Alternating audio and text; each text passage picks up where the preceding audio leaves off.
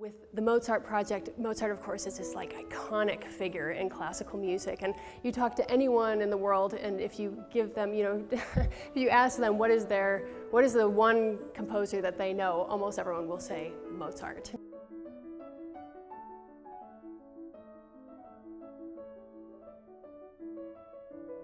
The first segment, I believe, will be the concerto, and I'm playing a Mozart piano concerto. Technically, concerto is piano plus orchestra, but Mozart had reduced this particular one into a string quartet, so it really becomes a chamber music concerto in a way.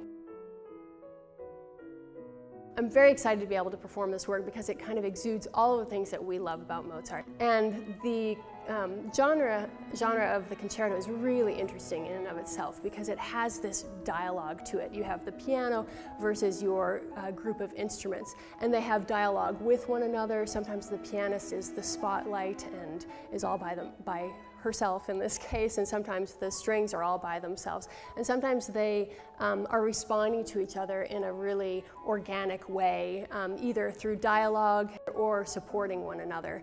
And I think that the genre is really interesting in that way, just because you get that idea of dialogue. And I think that that's going to be perfect with the dance because it's going to allow for that dialogue on stage between the characters.